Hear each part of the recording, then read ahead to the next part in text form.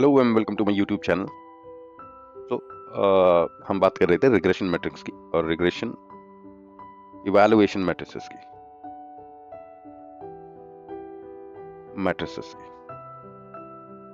इसमें हमारा एक बहुत इंपॉर्टेंट टॉपिक रह गया था, that is R square and adjusted R square. बहुत ज़्यादा इंपॉर्टेंट और मेजरली अगर आप डेटा साइंस या डेटा एनालिटिक्स के भी इंटरव्यूज में जाते हैं तो R square adjusted R square के बारे में पूछा जाता है। जस्ट बिकॉज कॉम्प्लिकेटेड है हल्का सा, लेकिन हम इसको बहुत ईजीली समझने की कोशिश करेंगे। ईजी है actually, don't worry about that complications at all. लेकिन अगर जो आपको आर स्क्वायर और एडजस्टेड आर स्क्वायर समझ में आ जाता है तो मैं ये समझता हूँ कि 30 to 40% एल्गोरिदम आप मीन्स समझ सकते हैं। ठीक है, एक इम्पॉर्टेंट एक मीन्स स्ट्रैटेजी है और इस स्ट्रैटेजी को मीन्स आर स्क्वायर के एज पे आप समझते हैं। ठीक है, तो what exactly the R square is. ये आर स्क्वायर एक स्टैटिस्टिकल मेजर है जो बताता है कि आपका जो रिग्रेशन मॉडल है ना वो कितना एक्यूरेट है। ठीक है, ये बताता है कि आपके जो इंडिपेंडेंट वेरिएबल है, जैसे कि हम कभी भी इंडिपेंडेंट वेरिएबल और डिपेंडेंट वेरिएबल की बात करें तो एक्स एंड वाई की फॉर्म में लेते हैं। ठीक है, तो यहाँ पे डिपेंडेंट वेरिएबल वाई के टर्म्स में हम यूजुअली पोर्ट्रे करते हैं, राइट। और दूसरा हमारा है independent variable, that is in the form of x. X के एज पे हम इंडिपेंडेंट वेरिएबल को समझते हैं या फिर लिखते हैं।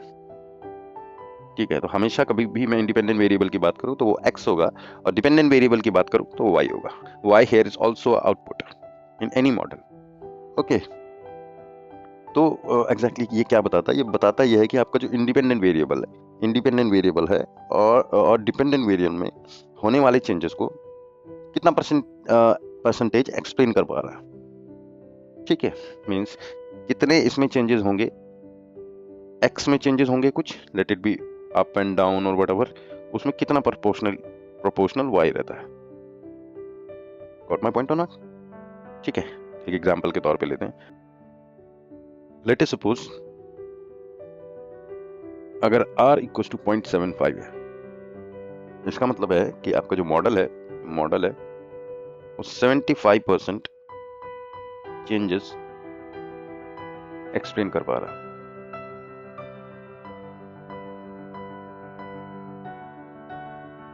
ठीक है, और बाकी जो 25% है, मीन आउट ऑफ 100 75% चेंजेस तो एक्सप्लेन कर पा रहा है, बट जो 25% चेंजेस हैं वो एक्सप्लेन नहीं कर पा रहा है मॉडल। ठीक है, वो चेंजेस कहाँ के हैं और किसी और फैक्टर से की वजह से है। फॉर एग्जांपल 25% जो है वो मॉडल में आर्बिट्री फैक्टर्स हैं जो कि अनएक्सप्लेन्ड है। कोई भी फैक्टर्स हो सकते हैं, ठीक है, जो कि मॉडल में इंक्लूड नहीं है।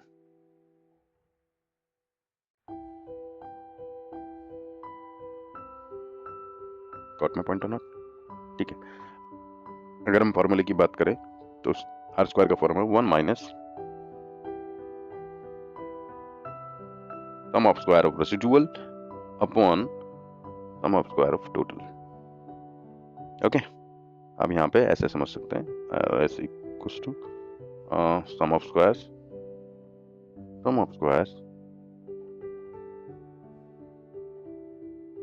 रेसिडुअल,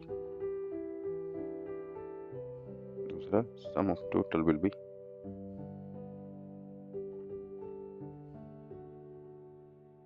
इसको ऐसे समझ सकते हैं, variability in actual values. Okay, और ये जो डिफरेंसेस है that is nothing but predicted और एंड एक्चुअल वैल्यूज का डिफरेंस है,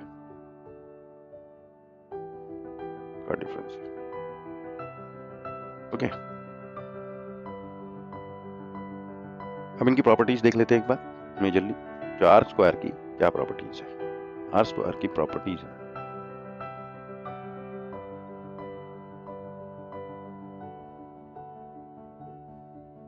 it will be always in between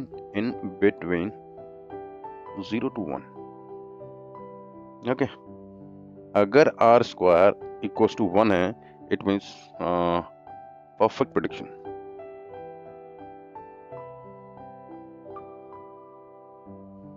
okay, अगर आपको अब यहाँ तक भी चीज़ें समझ में नहीं आई तो मैं रिक्वेस्ट करूंगा कि आप प्लीज़ पूरा वीडियो देखिएगा ताकि आपको पूरा इंट्यूशन बहुत क्लियरली आए, ठीक है। And R square equals to 0 means model कुछ भी प्रेडिक्ट नहीं करना, वॉच प्रेडिक्शन।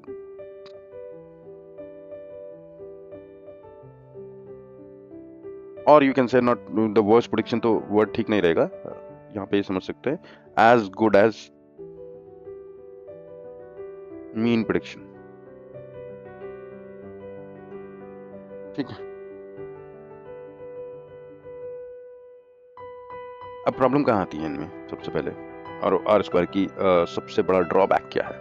जब कभी भी किसी भी मॉडल में आपका आर स्क्वायर डाउन आता है तो व्हाट डज इट इम्प्लाई, जैसे कि मैंने आपको बताया था कि यहाँ पे अगर 75% चेंजेस वो एक्सप्लेन कर पा रहा है, इट मीन्स 25% मॉडल एक्सप्लेन नहीं कर पा रहा है। कुछ ऐसे प्रेडिक्टर्स या ऐसे फीचर्स हैं जो उसमें ऐड अप होने, सो दैट डेटा में वैल्यू ऐड अप हो, राइट। तो इस पूरे प्रोसेस में हम क्या करते हैं, इसमें डेटा में वैल्यू ऐड करते हैं, मीन्स फीचर्स ऐड करते हैं। That is process is also called feature generation also, okay. तो हम डिफरेंट डिफरेंट फीचर्स को उसमें ऐड करते हैं सो दैट हमारा आर स्क्वायर की वैल्यू बढ़ जाए, जस्ट बिकॉज हमारा टारगेट क्या रहेगा, हमारा टारगेट रहेगा R square equals to 1 means perfect prediction.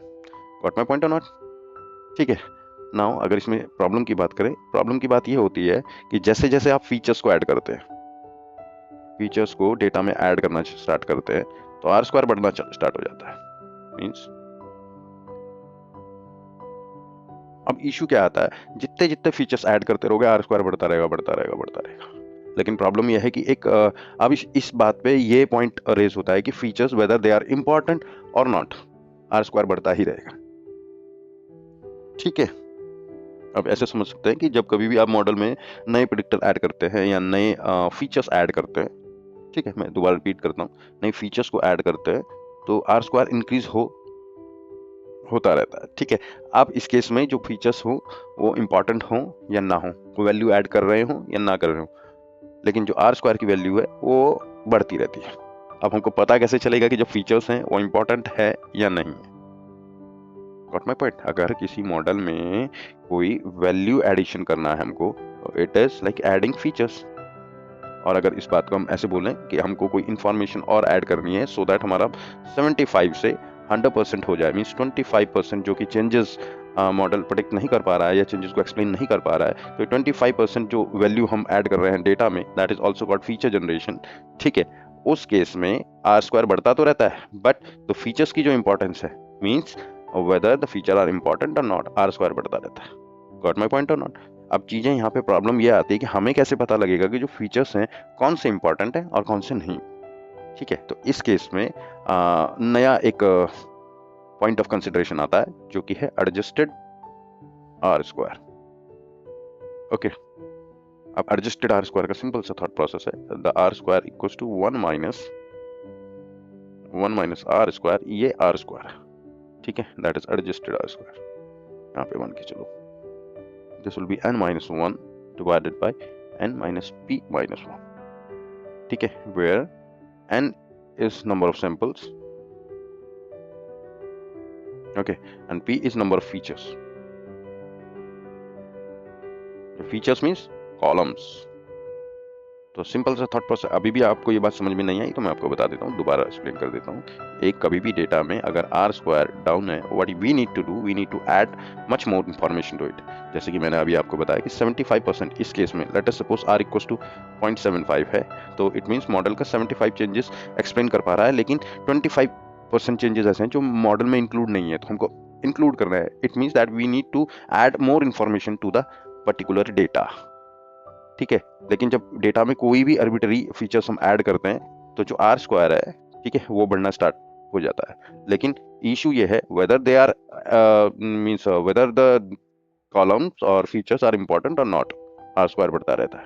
तो हमें इस चीज को डिफाइन करने के लिए, वैलिडेट करने के लिए कि हमने जो ऐड किए हैं फीचर वो इंपॉर्टेंट है या नहीं, वो वैल्यू एडिशन कर रहे हैं या नहीं कर रहे हैं, उसके लिए एडजस्टेड आर स्क्वायर का कंसेप्ट है। तो एडजस्टेड आर स्क्वायर में ये कुछ मैथमेटिकली ये फॉर्मूला है, ठीक है।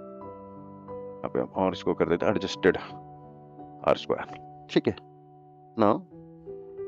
और एग्जांपल से आप समझ लीजिए और मैं आपको समझा देता हूँ। फॉर एग्जांपल एक हाउस प्रेडिक्शन का, बहुत बेसिक बॉस्टन हाउस प्रेडिक्शन का, एक हाउस प्राइस प्रेडिक्शन का एक मॉडल आपने तैयार किया, ठीक है।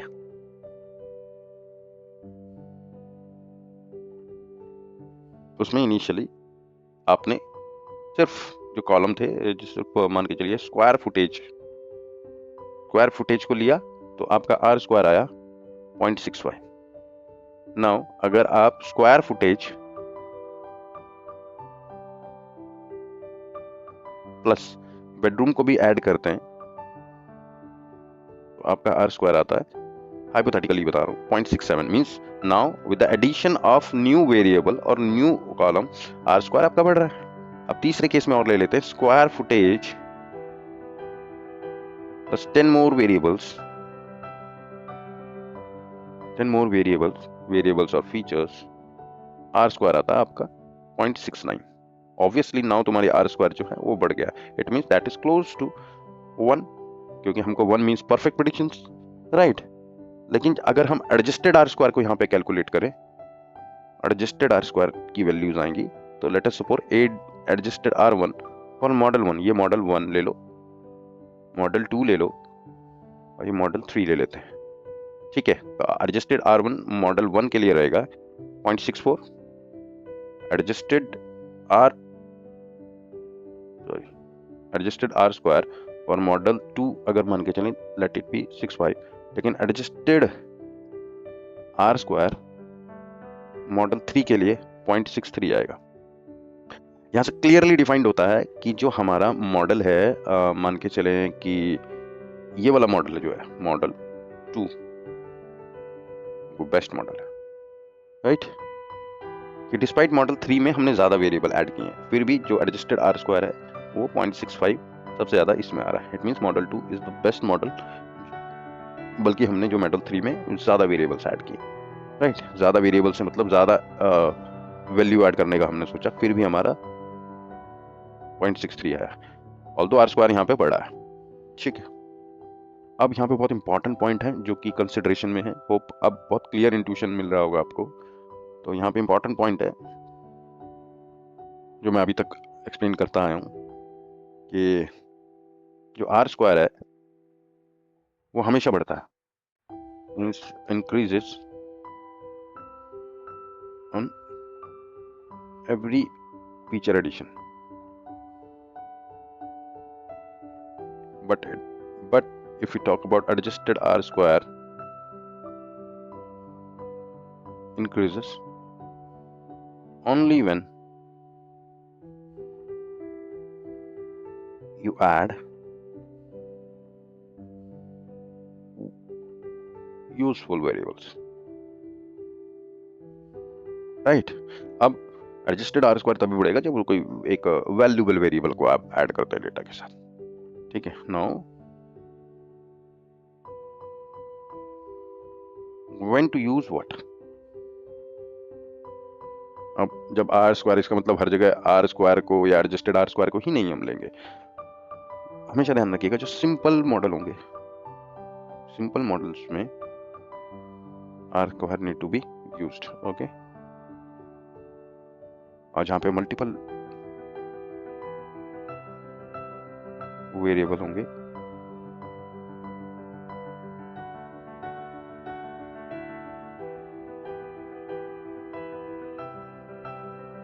एडजस्टेड आर स्क्वायर यूज कीजिए।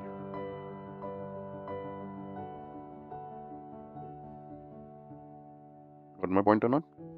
जो सबसे कॉमन मिस्टेक्स हैं जो कि यूजुअली जिनमें चीजें आती हुई हैं, that is common mistakes. Common mistakes क्या क्या? हमेशा ये बात ध्यान रखिएगा कि हायर आर स्क्वायर का मतलब मॉडल परफेक्ट नहीं होता, doesn't mean model is perfect, okay. सिर्फ आप मतलब आर स्क्वायर और एडजस्टेड आर स्क्वायर को देखकर only on the basis of R square and adjusted R square you can't make the decision.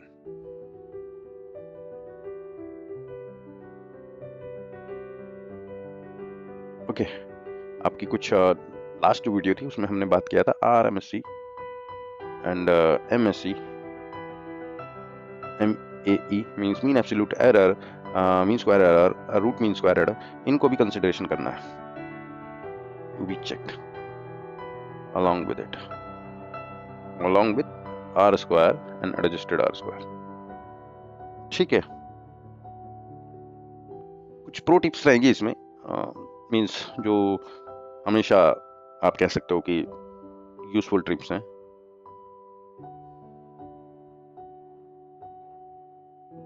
Analyze both the matrices. Analyze both matrices. R square भी और adjusted R square भी. Exactly क्यों इतना बढ़ रहा है, क्या चेंजेस आ रहे हैं, क्या डिफरेंसेस आ रहे हैं. ठीक है, जब कभी भी आप मॉडल सिलेक्शन करते हैं, model selection at the time of model selection, you need to consider adjusted R square. ठीक है, और आप उसको adjusted R square को ही प्रेफर करें. एग्जैक्टली और जो तीसरा पॉइंट है, जो सबसे इंपॉर्टेंट पॉइंट है, हमेशा मैं बोलता हूँ, the domain knowledge is the key. Domain knowledge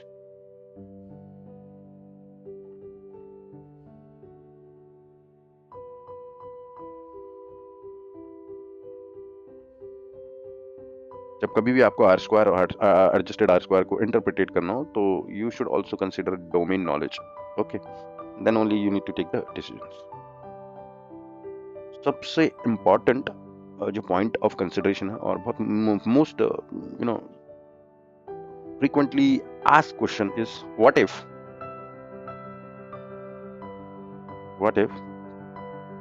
R square is negative.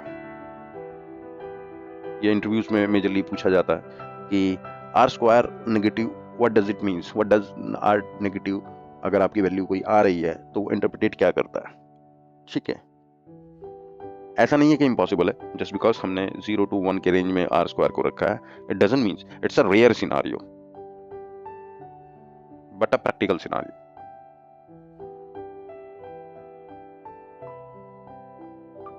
ये हो सकता है. ठीक है, it means that models prediction, जो मॉडल प्रेडिक्शन है, are worse than mean also, worse than just using mean. अब ये मीन का क्या कंसेप्ट है, मीन्स कहने का मतलब ये है कि आपको अगर जो कोई भी प्रेडिक्शन करनी है, तो बेस्ट चीज ये रहेगी कि अगर आपके पास कोई भी आर्बिट्ररी वैल्यू नहीं है, what you can interpret that mean will be the most asked, और सबसे पहली अप्रोच तुम्हारी मीन होगी. तो मीन से कम कुछ नहीं हो सकता. लेकिन अगर जो आपका आर स्क्वायर नेगेटिव है, it means model prediction are worse than just using mean also. Okay,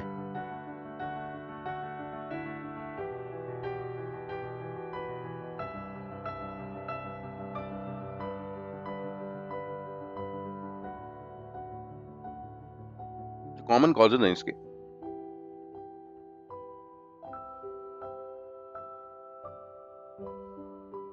ये why R square is negative. सबसे पहला पॉइंट तो ये है कि डेटा में हैज एक्सट्रीम आउटलायर पहले में बहुत वीडियोस में डिस्कस कर चुके हैं. आउटलायर क्या होता है, these are any extreme value in the data. Okay, दूसरा, अगर हम बात करें, model is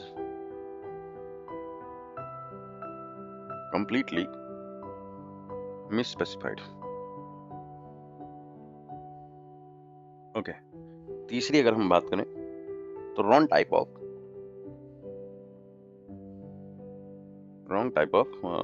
regression. Means regression बहुत तरीके के मॉडल होते हैं.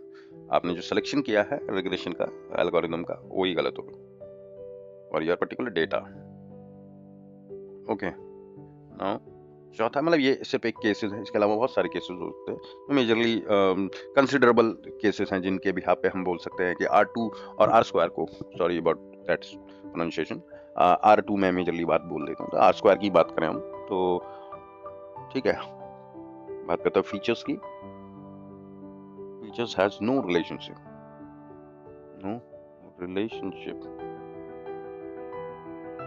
With target variable. At this stage target variable क्या होता है? एक्स एंड वाई की बात करें तो Y is a target variable होगा here. Okay, X are independent variable और target oblique dependent variable. Okay, now एक और चीजें क्या हो सकता है कि ओवर फिटिंग हो रही हो आपके क्रॉस वैलिडेशन स्टेज पे भी. Cross validation stage. ओके, अब ये तो सारे क्लॉजेज हो गए या फिर जो प्रॉब्लम्स आती हैं अगर जो आपका आर स्क्वायर नेगेटिव जाता है. अब what to do and what to do to avoid these type of results. What to do? अब जब सबसे पहले अगर जो मैं बात करूं इनकी ही कॉमन कॉजेस की, कॉजेस से ही आपके सॉल्यूशंस निकल जाएंगे. सबसे पहले अगर जो हम बात करें डेटा एक्सट्रीम आउटलायर्स, तो सबसे पहले हम चेक क्या करेंगे? Look for the outliers, right. दूसरा, verify your model assumptions. Linear regression या डिफरेंट तरीके के रिग्रेशन में मॉडल अजम्पशंस एक वाइटल रोल प्ले करते हैं. ठीक है, ये भी अभी आगे एक डेडिकेटेड वीडियोस बनेगी मॉडल अजम्पशंस पे, तो इसको भी वेरीफाई हमको इनिशियली करना होगा अगर जो आर स्क्वायर हमारा नेगेटिव जाता है. ठीक है,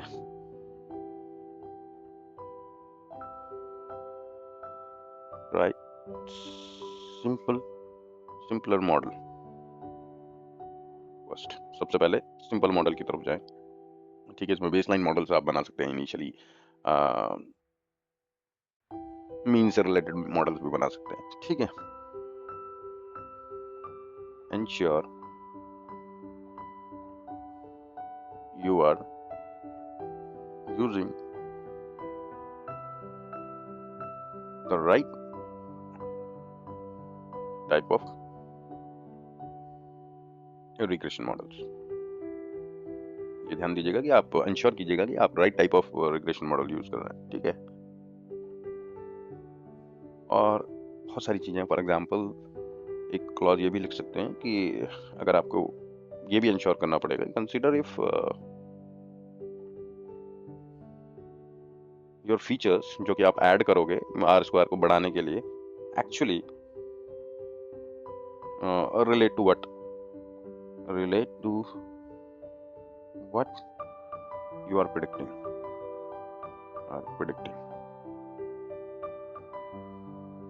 ठीक है, एक लास्ट पॉइंट ये भी आप कंसिडर कर सकते हैं कि check your data for errors.